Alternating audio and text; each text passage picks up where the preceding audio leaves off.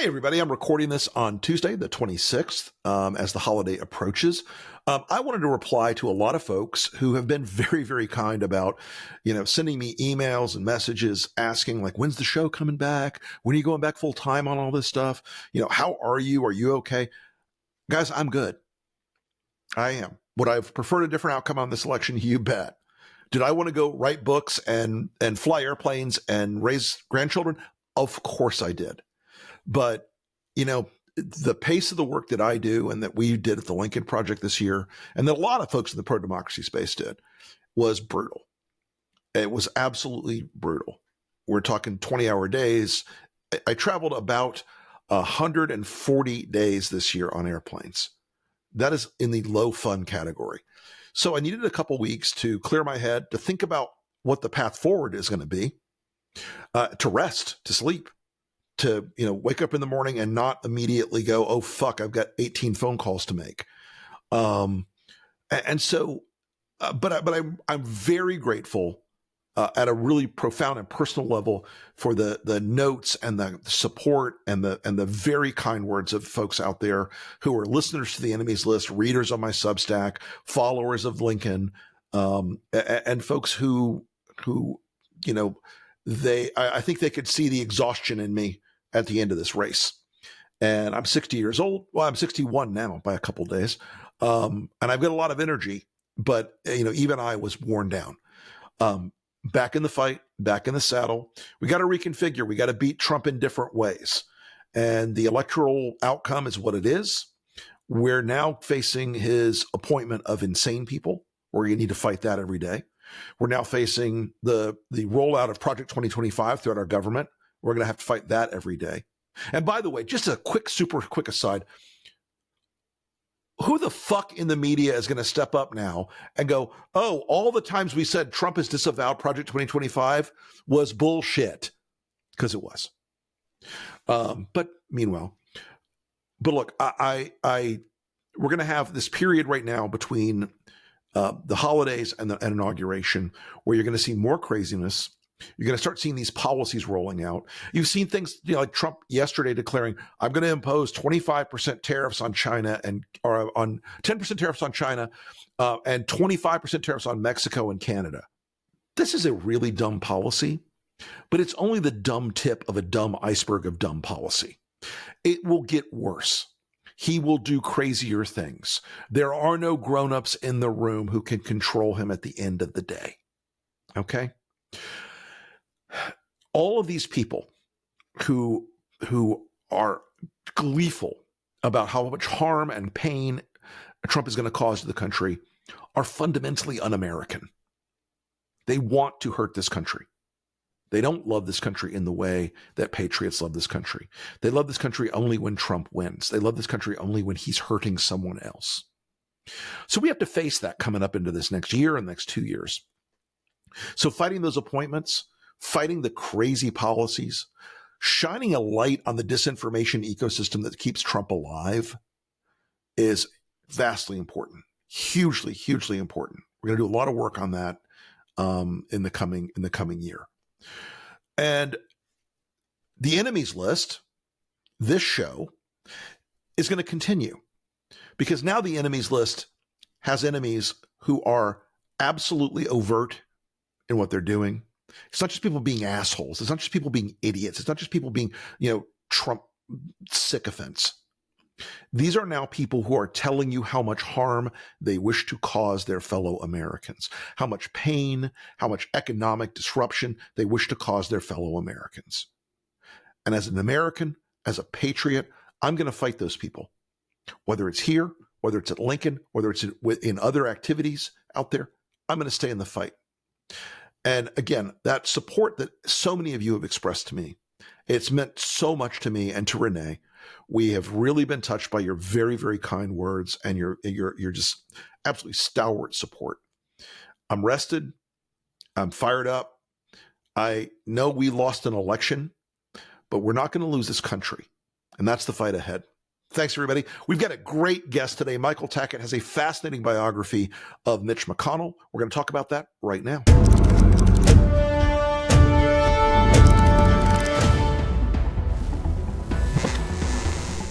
also maintain what was called an enemies list, which is rather extensive and continually being updated. Democrats want Republicans dead. Where I could stand in the middle of Fifth Avenue and shoot somebody and I wouldn't lose any voters, okay? The women with the least likelihood of getting pregnant are the ones most worried about having abortions. On January 6th of 2021, you had tens of thousands of people peacefully protesting. So, it's not a right-wing conspiracy theory. It's not QAnon. It's real.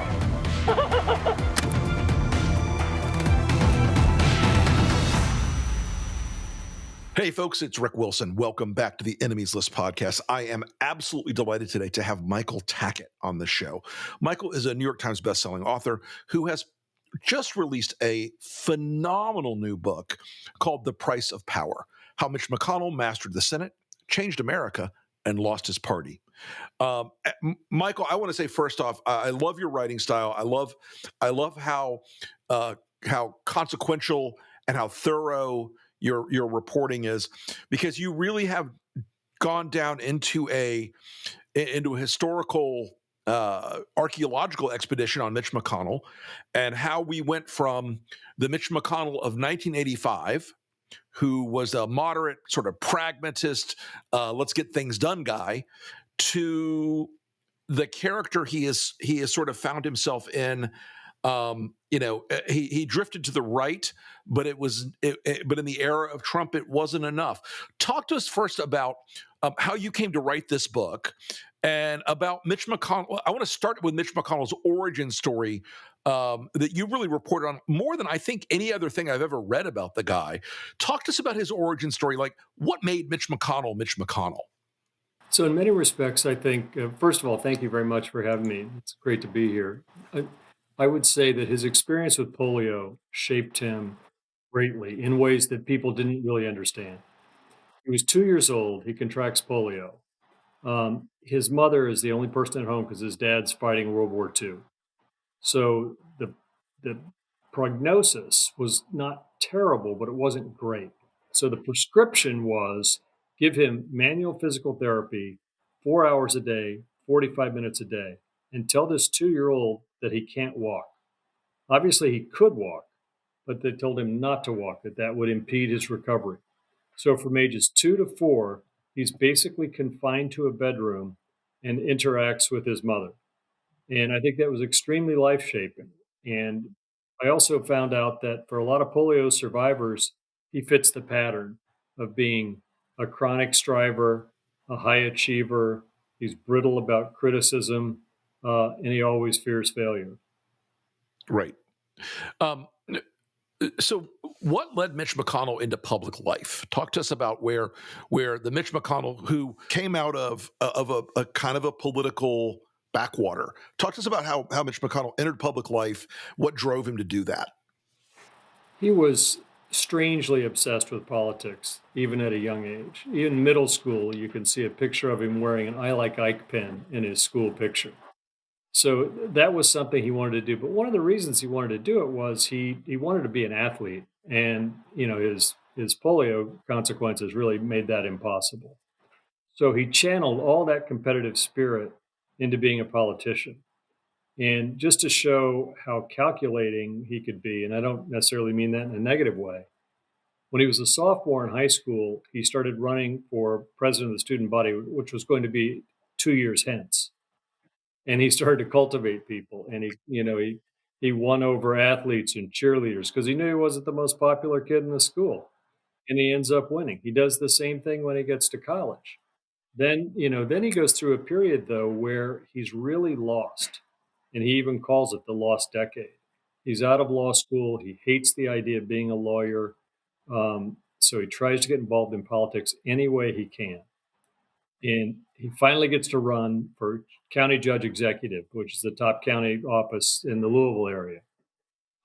And the day he was sworn in, he wore shoes, Brooks Brothers brogues, just because that's what Senator John Sherman Cooper, his hero, wore.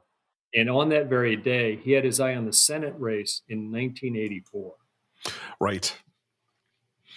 that Senate race where Mitch McConnell was well known in that Senate race for producing or using one of the most famous ads in politics for a very long time, the Bloodhound ad, where there was a sort of humor to the piece where it's like, where's my opponent? He's not here. I don't understand it. And it really, I mean, that was just before I got into politics, but as a media guy, I've studied that ad and the effect of that, and it's been imitated hundreds of times since then. It was really perfect pitch because, McConnell used to say, once you have people laughing at your opponent, they're dead. Mm-hmm. And in this case, his opponent was Dee Huddleston, an incumbent Democrat. Right. And they found out that Dee Huddleston had been away giving paid speeches when the Senate was having votes. Right. And that was what they needed. That's and then right. Roger Ailes, who went on to found Fox News, was McConnell's media consultant. Right. And he said, I see hounds, I see bloodhounds. And so they made these ads where bloodhounds were chasing Dee Huddleston all over the country. Yep. And so it leads Mitch McConnell into a pretty big job pretty quickly and at a fairly consequential time in history. How did he adjust to being in the Senate? Well, he loved it from the day he got there, and he also decided what he wanted to do very early on. He was the lowest in seniority, and he looked down on the well of the Senate, and he wanted to be the Senate Majority Leader. And the Senate Majority Leader, as people know, wasn't even a job until about the 1920s. Correct. Then it was formally a job, but that's what he wanted to do. But he knew that the Senate was a place that moved glacially. That there really wasn't in that era. You didn't rise rapidly in the Senate. No. And so he worked. He worked brick by brick, almost 20 years before he got to be where he wanted to be. Mm-hmm. Well, and the Senate of the McConnell era, which back then they were, when Republicans took power in the Senate, there was a sense in the sort of public conscience, it's this conservative swing, this deep swing to the right, but as we look at it now, it seems a lot more moderate by today's perspective, and a lot more bipartisan than from today's perspective. I think that's very true. And, he was sort of an orthodox Bush sort of Republican. Yeah. He wasn't really even a huge fan of Ronald Reagan. Yeah. He always thought that people gave Reagan's coattails too much credit in 1984 for his upset win. Although it probably did. It was probably pretty helpful. I would think so. So, and that's part of what, the purpose of writing this book was to try to put this in that historical context and look at, the march of American politics and the ideological sorting in both parties, where the Democrats hollowed out their moderates and moderates or conservatives, Republicans hollowed out their liberals. And now you have two parties that, are just sort of ideological polar opposites. So it's to look at that and then look at how McConnell tried to navigate that, because he had to adapt or else he wasn't going to keep his job. So as we enter the era of Trump, Mitch McConnell, and I'm always brought to mind, I had a conversation one time with Harry Reid back in 2020, and he said to me, there's been three real masters of the Senate in the modern era. Me, LBJ, and Mitch McConnell, who can do more with the minority than some people can with the majority. How is it? Talk to me about how McConnell operated in both of those contexts, because he always had this procedural gift, this understanding of the mechanics of the Senate and the psychology of both caucuses that made him singularly powerful in that body. Well, he started studying the Senate rules early in his career, and he made himself a master of the rules. He made himself a master of rules on campaign finance. He made himself a master of the rules on procedures. So when he first got the job and he had to meet with his own conference, he told them, he said, look, we don't have the majority, but we have a lot of power. And a lot of it is just the power of no, because the Senate with the filibuster, in most cases, you need 60 votes. And so you could be quite an impediment. And I agree with you. He may have been, in some respects, more successful in the minority than the majority. Right. So we enter this era of Trump with McConnell, and I after the disaster of the 2014 cycle, where some proto-Trump, or some 2012 cycle, where some proto-Trump type candidates sort of emerged out of the primary system. McConnell was determined to stop that kind of hyper populism from infecting the Senate that he was running. Talk to us a little bit about why, right after you had, some of these completely, post Palin, I call them, candidates. He really put his foot down and said, we're not going to have those kind of people as our candidates. We're going to do a much more aggressive job of selecting and recruiting. And he built up the NRSC as this very, very powerful organization where if you weren't their kind of person, if you didn't use their consultants, if you didn't play by Mitch's rules, you were going to get put off on the iceberg. Talk to us about how that enhanced his political power by selecting. He sort of curated his own caucus, didn't he? So he'd known very early on how important money was and how to create a financial ecosystem.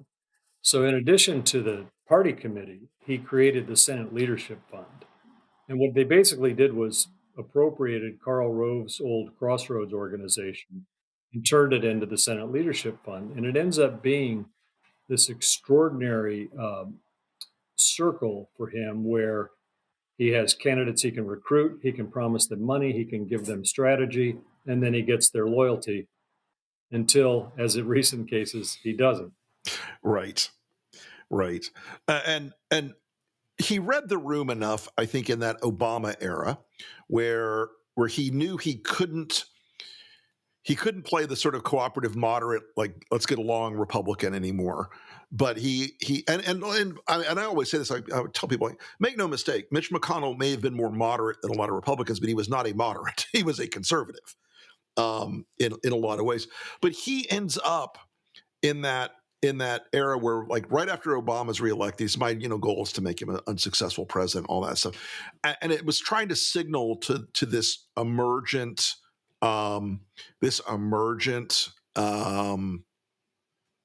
Sort of populist wing that he was going to be okay with them. So he really co-opted, watching the 2010 and 2012 guys who succeeded, the Marcos, the Ted Cruzes, et cetera. He kind of co-opted them pretty quickly. He kind of got them on side, except for maybe Cruz, fairly quickly. He had to prove his bona fides to these people because the party was changing. And he got to see an early glimpse of that change when Rand Paul won in 2010. Because Mitch McConnell had his own handpicked successor, Trey Grayson, and he lost. So he knew the wind was blowing, and he knew it was blowing in one direction. So he tried to get out ahead of that parade. So as we enter this Trump era, I keep coming back around to this, McConnell was hesitant about Trump in the beginning. He was not I knew this from folks inside that world. He was not a fan of Trump from the very start, the minute Trump got in the race. And he was concerned that it was going to radically alter the party, which it did. When Trump is elected, talk to us about how McConnell tried to put the brakes on things that Trump, the things that he didn't like about Trump, while giving Trump rocket fuel, like for things he did like the tax cuts. Yeah, so let me start with one anecdote about his first exposure to Trump. His first exposure to Trump was in 1990 when he's running for re-election. And a guy named Donald Trump from Manhattan sends him a $1,000 campaign contribution. And at that point, Trump has all sorts of financial difficulties, and he's getting some bad headlines. So Mitch McConnell writes him a note and sends the check back and says, I think you need this money more than I do. So I think he had known about him for quite a while. Right. So the way they tried to navigate it was they would play the game. They would make things all seem like they were Trump's. So, Trump didn't read probably a line of that tax bill, but they called it the Trump tax cut. So then, he was all on board. And then they persuaded him very early on that reshaping the federal judiciary was something you could do without getting into the, gears of the Senate and the 60 vote threshold. So McConnell partnered with Paul Ryan, who was then the speaker.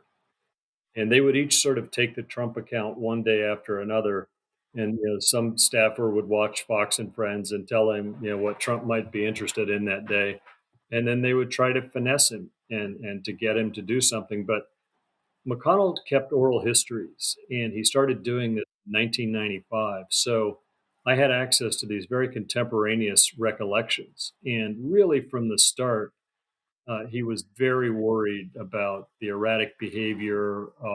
He called him despicable and many other things that he probably wouldn't say publicly. Um, but all the while, he was the duly elected president at that point, and McConnell was the majority leader. So he wasn't going to walk that plank and say, "I don't want to be the majority leader anymore." And so then here we are, and then as we know how history played out. And so that gets me to one of the most vital and terrifying moments of our recent history. And we have January 6th in 2021. And Mitch McConnell goes on the Senate floor and tears the bark off of Donald Trump. Just absolutely, he is responsible for this. He caused this. He encouraged this, and is as direct about it as anyone could imagine.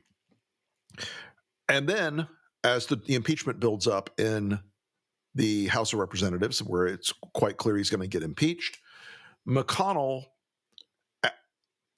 on the advice from what I've been told 100 times by different people, of Josh Holmes in particular, with this whole structure of, if we keep Trump happy, we can have a permanent governing majority with his base without the craziness. We can be the ones who co-opt that base if we just keep Trump happy. He's already out the door. It's not a big deal, but it was a big deal. It was a much bigger deal than just letting Trump have a pass and not whipping the caucus on the impeachment question. That is sort of, I think, torn a big hole in Mitch McConnell's reputation and his legacy that I wonder how he feels about that moment. Like, was it worth it? Because now, on the outbound moments of Mitch McConnell's life and career and legacy, Trumpism has won completely. I mean, Mitch McConnell has lost this battle, and Trumpism has triumphed. Where do you think his thinking was at that moment? Like, why he took that bait about the permanent governing majority, and where do you think he looks at his legacy right now? How do you think he sees what he's accomplished or not accomplished now, given that Trump is in solid control of the Republican Party? So let's start with the first part of that. So his calculation was there was a plausible legal justification, which was you don't convict somebody on an impeachment who's no longer in office, that it has to apply to an office holder. And there's a certain general logic to that. Like, I think people might say, okay, well, that makes sense. And the second thing, though, the more cynical political calculation was, if we do this, then we'll lose the energy of the Trump base. Right. But I will say he was very, very close on this issue. And as I say in the book, I was told that at the time, too, that it was a very tight, very close run thing. So George Will and McConnell are good friends and have been for a long time. And George Will gives his column a day early to a select group of conservatives so they can read it. And one of them, was a Republican senator who gave it to me. And I read the column, and at the very end of the column was all a drum roll toward their voting to convict. And the last line of that draft said, and Mitch McConnell votes aye, and it's in brackets. So the senator was very interested in that because McConnell had not shown his cards on this at all. And so he calls George Will up the next day and says, what is this? And Will says, oh, that was premature. There'll be a substitute column. And in that substitute column, he goes over the justification for why it wasn't ripe to yet do this with Trump. And then he said, but nobody detests Donald Trump more than Mitch McConnell. The third leg of that stool would be, recalling that to convict, you need 67 votes. So this isn't like a 60 vote threshold, which is high enough, but it's 67. And McConnell is a very good vote counter. His view, which I'm not condoning, I'm just conveying, was he wasn't going to get to 67. So he didn't do it. And as I said in the book, it was the worst political calculation of his career. And that moment where among the operative class, there were a lot of people buzzing about that. Like it still was the biggest, in my opinion, the biggest misread of where the Republican base was at. There was no Trump base without the crazy. There was no permanent governing majority for conservative policy things, because that the people that Trump has activated, those lower propensity Republican and new Republican voters, they could not be further from Mitch McConnell's character and sort of the sort of political origin story of Mitch McConnell than what you have today. You know, he really likes to consider himself an institutionalist. And a lot of his colleagues, not surprisingly on the Democratic side, say that this was an utterly anti-institutionalist move.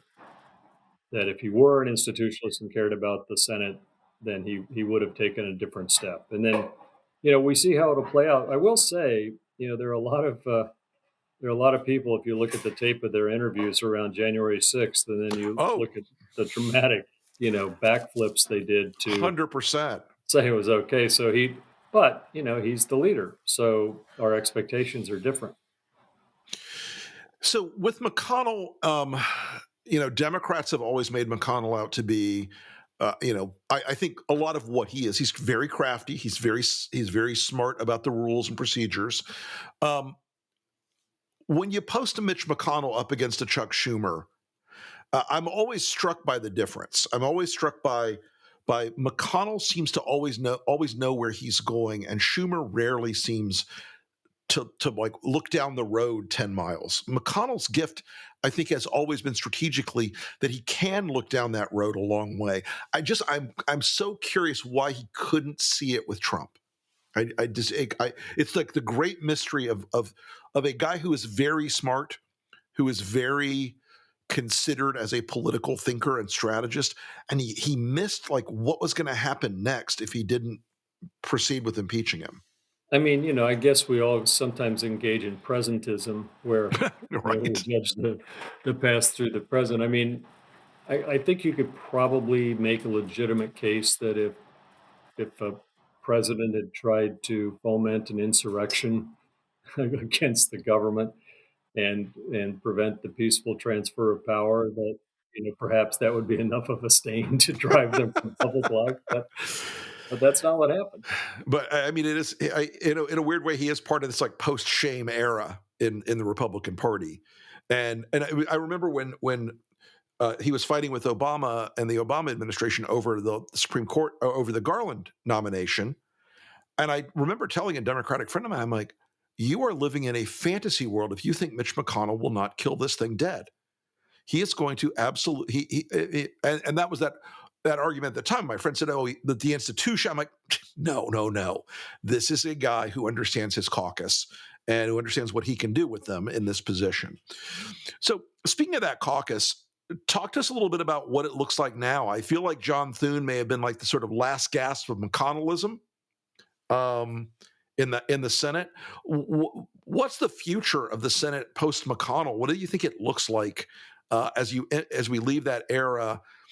Because I do think Thune, again, was a much more McConnellish pick than a Trumpish pick.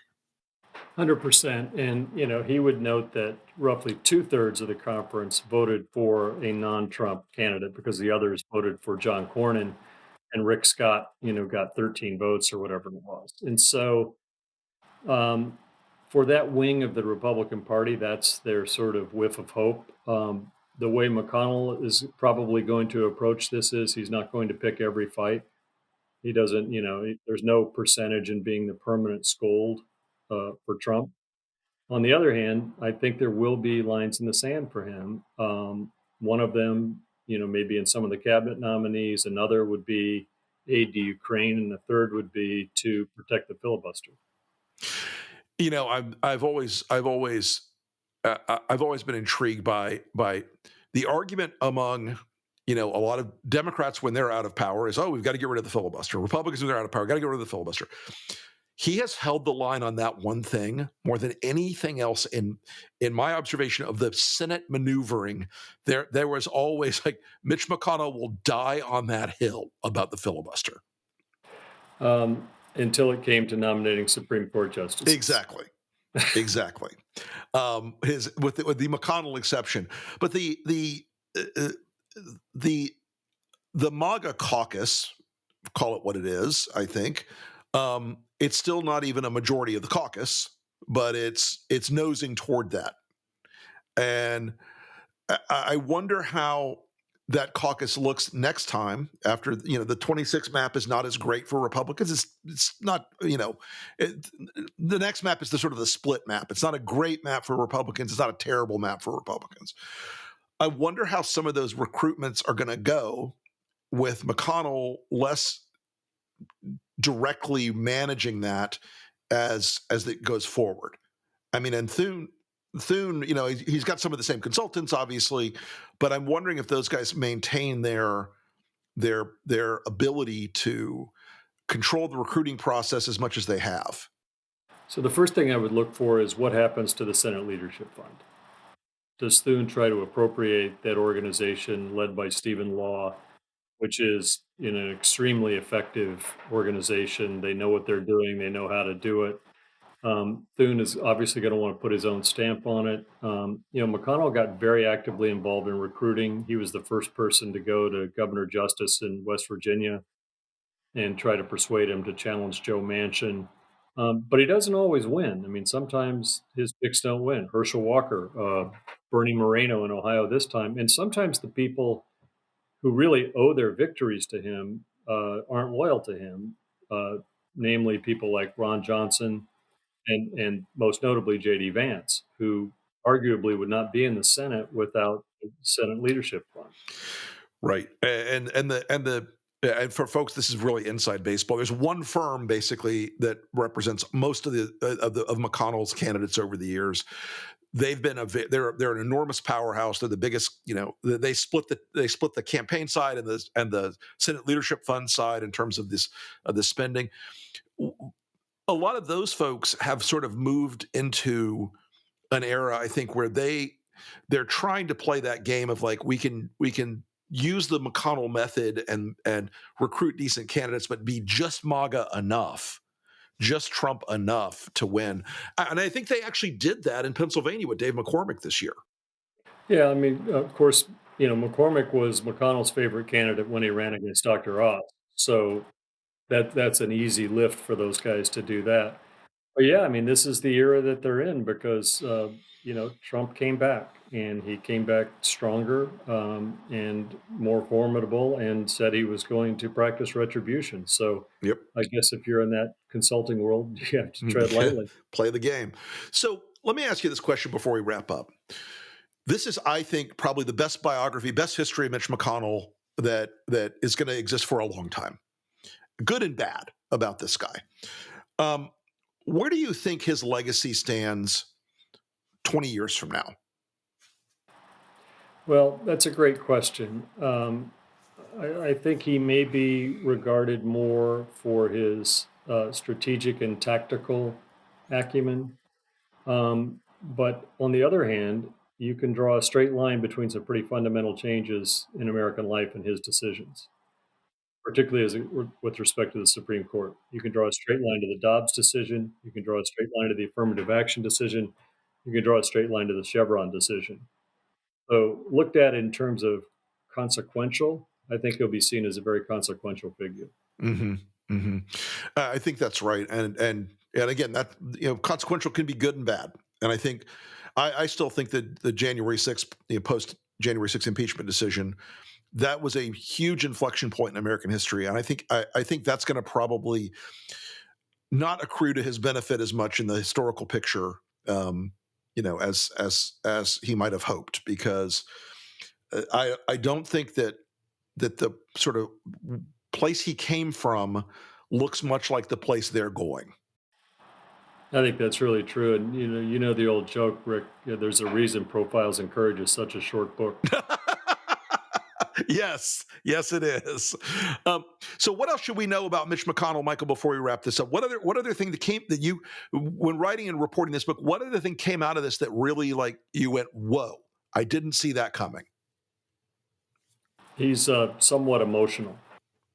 Really? Yeah, he teared up several times while I was interviewing him, and usually when he was reflecting back on his parents, and especially his mother. His mother was the most important person in his life, and all these years later, it still hits him. So he does have a tear duct. He does have a humor gene. He He does. can actually Yes. tell a joke. So he's not as monochromatic as people might think. Interesting. Well, Michael Tackett, I want to thank you so much for coming on the show today. The book is The Price of Power, folks. It's the best biography of Mitch McConnell. And whether you love Mitch McConnell or hate Mitch McConnell, it's a fascinating read because you should understand that all of these political figures in our world are multidimensional, and you'll learn the good and the bad about them when you look at a biography that's this deeply reported and intimately reported. So, Michael, thank you so much for coming on the Enemies List podcast today. We really appreciate it, and look forward to talking to you again soon. Been my pleasure. Thank you, Rick. Thank you.